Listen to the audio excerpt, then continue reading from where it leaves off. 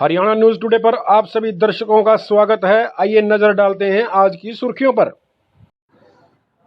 पूर्व जन स्वास्थ्य मंत्री किरण चौधरी ने कहा, किसानों को बातों और वादों से न बरगलाए सरकार, फसल खरीदने का करे इंतजाम।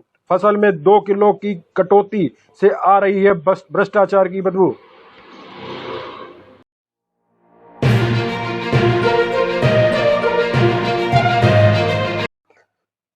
लॉकडाउन में स्कूल बंद होने से बड़ी बच्चों की चिंता, अभिभावकों के लिए भी बना सरदर्द। सरकार करे जल्द इसका उपाय, अभिभावकों ने की मांग।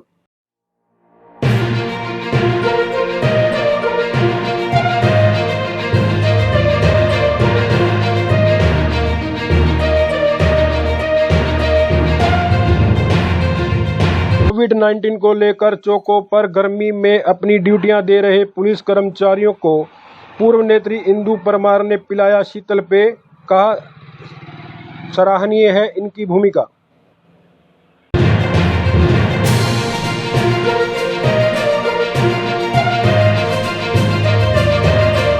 अब खबरें विस्तार से।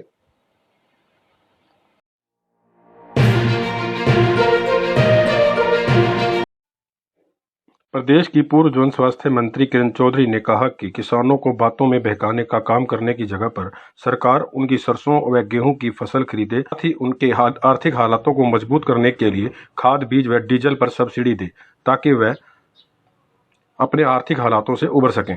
वहीं उन्होंने कहा कि प्रति क्विंटल पर 2 किलो की कटौती में भ्रष्टाचार का अंदेशा है, जो कि आने वाले समय में बहुत बड़े बम के रूप में फटेगा। उन्होंने कहा कि सरकार इसकी जांच कराए तथा इसके पीछे जिन लोगों का हाथ है उनके ऊपर कार्रवाई भी करे। सबको मेरी राम राम मनाई। और जिस दिन उनको 3 दिन पहले कम से कम, मैं समझती हूँ, किसानों को टेलीफोन जाने चाहिए, जिन जिन को अपनी फसल जो है मंडियों के अंदर लेके आना है, ताकि वो व्यवस्था कर पाए। कोई ये किसान भाई, कोई ये बड़े बड़े साहूकार या बड़े इंडस्ट्रियलिस्ट तो है नहीं कि इनके पास सारे व्यवस्था है, तो व्यवस्था करने में भी समय लगता है कि अपना जो है जो फसल है उसको लेके जाना है मंडियों में। तो कम से कम सरकार जो है वो 3 दिन पहले फोन करके बाकायदा बताए कि आपको इस मंडी के अंदर जाना है, ताकि वो अपना पूरा का पूरा फसल का इंतजाम कर सके। साथ ही साथ ये हमने देखा कि बेमौसम बरसात बहुत हो रही है, तो ये जो मंडियों के अंदर जो किसान अपनी फसल डाल चुके हैं, तो उसकी भरपाई भी किसान को जो है सरकार को करनी चाहिए, क्योंकि वो अपने तरफ से वो फसल लेकर आया है और वो मंडियों के अंदर डाल चुका है। अब अगर सरकार वो पूरी तरह से उसकी भरपाई नहीं करेगी तो ये बहुत ही दुर्भाग्य की बात है। देखो, हमारे जो मंडियों के अंदर प्रति क्विंटल के ऊपर 2 किलो की कटौती का खेल हो रहा है। अब ये मैं सरकार को बताना चाहती हूँ कि ये प्रति क्विंटल के ऊपर आप 2 किलो का जो ये हो रहा है, ये इतना बड़ा घोटाला हो रहा है, इसके ऊपर तुरंत रोक लगाई जाए। ये जो 2 किलो है ये कहाँ जा रहा है और कौन ले रहा है? कौन ये मिली भगत से ये सारा कर रहा है? किसान को इतना नुकसान कौन पहुंचा रहा है? ये सारी चीजें जो है सरकार को तुरंत अपनी कार्रवाई करके उनके खिलाफ कार्रवाई करनी चाहिए। और अगर नहीं करी तो मैं समझती हूँ कि ये बहुत ही किसान के लिए दुर्भाग्यपूर्ण ही नहीं, लेकिन एक ऐसा घोटाला होगा जो आने वाले समय के अंदर एक बम की तरह फूट के निकलेगा। साथ ही साथ मैं ये भी कहना चाहती हूँ कि गेहूं जो है उसकी खरीद जब भी हुआ करती थी, गेहूं की खरीद, जो भी गेहूं मंडियों के अंदर आया करती थी, वो पूरी की पूरी जो है वो खरीदा जाता था गेहूं। आज तक ये होता आया है। सरकार ने पहले कहा कि जो ऑनलाइन रजिस्ट्रेशन करेगा, फिर उसके बाद वो ऑर्डर वापस ले लिए और कहा कि ऑनलाइन की जरूरत नहीं है। लेकिन देखा यह जा रहा है कि जहां जहां खरीद शुरू करी है वो केवल उन लोगों की कर रहे हैं जो सरसों को ऑनलाइन अपना रजिस्ट्रेशन करवा पाए हैं। तो ये किसान भाई के साथ बहुत बहुत बड़ी ज्यादती है और सरकार ने जो अपने बोल खुद के कहे हैं उनके ऊपर सरकार को संज्ञान तुरंत लेना चाहिए कि जो भी गेहूं की फसल, पूरे के पूरे दाने जो मंडियों के अंदर आ रहे हैं, चाहे वो ऑनलाइन हो चाहे वो ऑनलाइन ना हो, उनको जो है सरकार तुरंत प्रभाव से उनको खरीदे, ताकि जो किसान भाई है, जो गरीब है, जो मजदूर है, जो काम कर रहा है, जिसके पास कुछ नहीं है, जिसने अपना जो है, सरकार उनसे ये मांग जरूर कर रही है कि अपना तुम योगदान दो, तुम अपना दान दो कोरोना रिलीफ के प्रति। और मुझे खुशी है कि जो छोटा सा किसान है वो भी जो है योगदान अपना दे रहा है। तो किसान का से आप योगदान जरूर ले रहे हैं, लेकिन उसकी जो है उसकी सहूलियत आप नहीं कर रहे, उसकी फसल जो है वो पूरी खरीद नहीं रहे हैं। इससे बड़ा मैं समझती हूँ पाप नहीं हो सकता। लॉकडाउन के बाद बंद हुए स्कूलों के चलते बच्चों को नए स्तर की कक्षाओं में हो रहे विलंब व सिलेबस को ध्यान में रखते हुए स्कूल प्रबंधनों द्वारा ऑनलाइन क्लास इन होम शुरू किया गया है, जो कि अभिभावकों के लिए परेशानी का सबब बनता जा रहा है। यह उन लोगों के लिए खासतौर से परेशानी का सबब है जिनके पास साधन पर्याप्त है। इसके चलते अभिभावकों ने प्रशासन व सरकार से अपील की है कि वह इसका कोई स्थायी व सरल रास्ता ढूंढे, ताकि उनको बच्चों को पढ़ाने में किसी प्रकार की दिक्कत का सामना ना करना पड़े। पेश है इस पर हमारी एक स्कूलों से फ़ोन पे मैसेज आ रहे हैं कि बच्चों को काम करवाओ।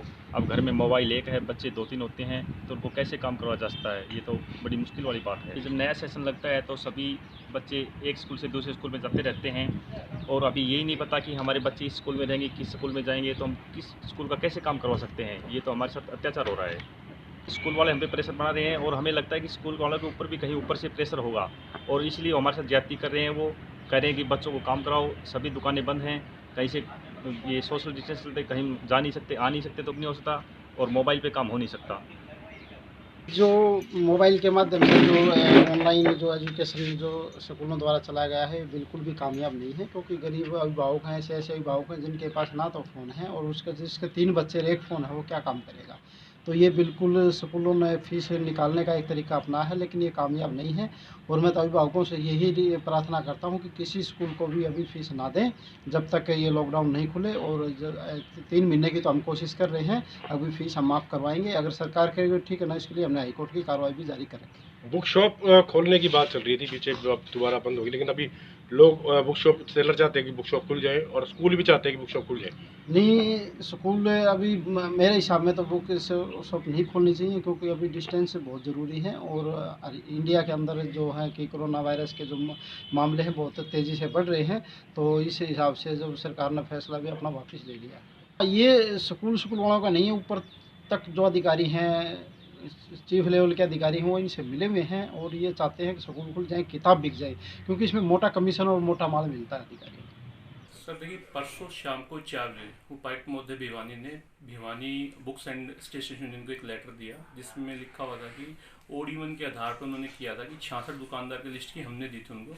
उन्होंने आधी दुकान, एक जो आसपास की जो दुकान है, एक दिन आज खुलेगी साइड वाली, अगले दिन खुल जाएगी। इस बिहार पे उन्होंने हमारे को लेटर दे दिया था कि आप यूनियन के आधार पे नियम शर्तें उन्होंने बताई थी कि सोशल डिस्टेंसिंग का आप पालन करेंगे, वो आपको बहुत जरूरी है, और लॉकडाउन के जो नियम है उनका आप ध्यान रखेंगे। तो हमने भी कमेटी बनाई, कमेटी के तहत हमने यूनियन में बताया कि भी जो भी दुकानदार, पहले तो हमने डिसाइड किया कौन से दुकानदार जिनके पास बहुत ज़्यादा भीड़ होती है और कौन से जिसमें नॉर्मल होती है, क्योंकि कई दुकानदार ऐसे जिनके पास स्कूल्स के मोस्टली स्कूल्स हैं, अच्छे हैं, जैसे हादसे गेट पर कुछ दुकानदार, हमने उनको रेड जोन के नाम से दुकान का रखा। भी इनको हमने स्ट्रिक्टली बोलेंगे कि आपने यहाँ पे करना क्या है।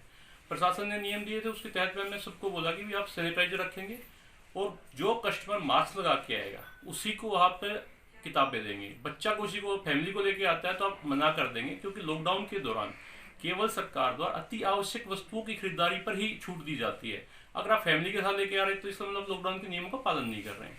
ये हमने यूनियन की तरफ से स्ट्रिक्टली किया था। उसके अलावा हमने शाम को ही, जैसे हमने लेटर मिला था, हमें अगले दिन की परमिशन मिली थी, अगले दिन से हम कंटिन्यू करेंगे। तो हमने क्या किया था, सभी दुकानदार को बुला के भाई अपने अपने पेंटर बुला लो। हमने एक पेंटर हायर किया, एक पेंटर हायर करके हमने सब दुकानदार को यूनियन की तरफ से ही गुलदारे लगवा दिए। उस शाम को गुलदारे लग गए थे, और जो हमने कैटेगरी 33 लिस्ट हमने जारी कर दी, सबको बकायदा बताया कि इसके अलावा एक भी दुकान खुली मिलती है तो प्रशासन उस पर कड़ी कार्रवाई करेगा। सभी दुकानदार अपना निकल चुके थे। सुबह 8:30 बजे, 8:15 बजे, 8:20 पर पुलिस प्रशासन की जिप्सियाँ आई और पुलिस प्रशासन ने वो बंद करवा दी बाई रीजन। तो फिर हम DSP साहब के पास, वीरेंद्र जी के पास गए। वीरेंद्र जी ने कहा जी ऐसा कि रात को एक आदेश जारी हुआ लेट, हम आपको इन्फॉर्म नहीं कर पाए। तो हमने कहा सर और कोई बात नहीं थी, आप यूनियन को पहले इन्फॉर्म कर देते तो जो भय का माहौल बना दुकानदारों में, भाई शाम को आदेश दे दिए और सुबह जिप्सियाँ आ गई, बंद करो बंद करो बंद करो, वो भय का माहौल दुकानदार के अंदर नहीं बनता। हमने क्या किया है कि ऑनलाइन क्लासेस शुरू कर दी। सरकार ने आदेश दी, जरूरी भी है, बच्चे घर बैठे खाली बैठे क्या करेंगे, लेकिन ऑनलाइन क्लासेस शुरू कर दी हैं। ऑनलाइन CBSE के स्कूल्स ने भी शुरू कर दिया और सरकार ने भी शुरू कर दी है। उसके बाद लेकिन अभिभावक को जो किताबें हैं और कापियां हैं वो कहाँ से मिलेंगी, उसके लिए कोई गाइडलाइंस नहीं है अभी तक। जो गाइडलाइंस जहाँ ओपन हुई थी वहाँ बंद हो चुकी है, अभी वहाँ कोई कुछ मिल नहीं रहा है। तो दोबारा कोई स्टेप आपके द्वारा उठाया गया, प्रशासन से कोई अपील की गई इसके माध्यम से, या गवर्नमेंट ऑफ हरियाणा से बात की गई इसको लेकर? कल इस विषय में हम एडीसी साहब से मिले थे। मैं सर ये विषय हो रहा है कि पेरेंट्स का और दुकानदार का रिलेशन खराब हो रहा है, क्योंकि जितने भी दुकानदार हैं वो उनके पेरेंट जो कस्टमर हैं फिक्स हैं हर दुकानदार के। क्योंकि बुक सेलर कैसा है कि आपने भी देखा होगा, जब आपने भी कभी बचपन में किताबें खरीदी होंगी आपने, तो वो किताबें आप बड़े होकर भी वहीं से ले रहे होंगे, आपने शायद बुक शॉप चेंज नहीं की होगी और सबके पास बुक सेलर का नंबर है। तो उस केस में क्या हो रहा है कि पेरेंट्स कस्टमर को फोन करता, दुकानदार को फोन करता है कि सर मेरे बच्चे की किताब दे दो, रात को आके दे दो, सुबह दे दो। उसमें क्या कि दुकानदार बाउंड है, वो खोल नहीं सकता। तो इसमें क्या हो रहा है, उनका रिलेशन भी आपस में खराब हो रहा है, स्कूल वालों के साथ भी रिलेशन खराब हो रहा है, और ऊपर से क्या कि माल भरा पड़ा है, लड़कों की सैलरियां देनी है, सीजन की तैयारियां हैं। तो सरकार से हमारा अनुरोध है कि भी कोई ना कोई रास्ता निकाल, दुकानें भी खोल दी जाए। कोई जैसे भिवानी प्रशासन ने रास्ता निकाला था कि आधी दुकानें आज खुलेंगी, आधी कल रुकेंगी, ऐसा कोई वेव निकाले जिससे कि जो आपस में मारामारी हो रही है ना बच्चों में, मेरे को पेंसिल नहीं है, मेरे पास किताब नहीं है, मेरे पास कॉपी नहीं है, बच्चे मोबाइल्स में काम कर रहे हैं, आंखें दुख रही हैं। मोबाइल्स में टीचर्स क्या करते हैं, फोटो खींचते हैं, भेज देते हैं। मेरा बच्चा भी पढ़ता है, वो मेरा मोबाइल यूज करता है, जैसी सी बात है। अब उसके किताब है नहीं, वो भी जरूरी है, मेरा फोन भी जरूरी है। अब ये नहीं कि मैं इतना भी नहीं है, चलो मैं तो खरीद भी लूँ, शायद हो सकता है देश के अंदर 80% व्यक्ति ऐसे भी होंगे आज 10,000 रुपये स्मार्टफोन लेने में सक्षम नहीं हो।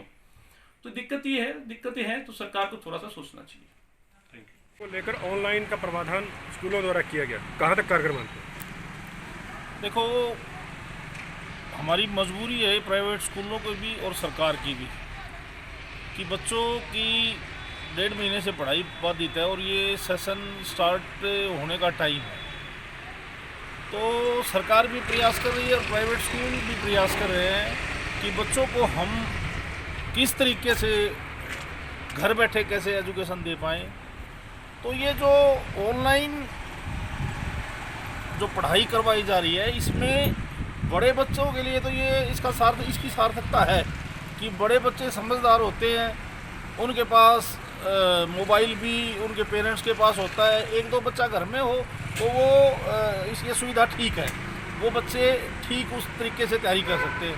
पर छोटे बच्चों की अगर बात आती है तो वहाँ प्रॉब्लम आती है, क्योंकि छोटे बच्चों को किताबों से शिक्षा जो मिलती है वो मोबाइल के द्वारा नहीं मिल सकती, और ना ही इतने घर में मोबाइल होते हैं। एक सपोज करो आप एक घर में 5-4 बच्चे हैं तो मोबाइल तो 1 होगा 2 होगा, तो वो बच्चों की पढ़ाई तो देखो जिस प्रकार से रेगुलर पढ़ाई होती है वो बात तो हम इसमें नहीं कह सकते, इसमें काम चलाने की बात है।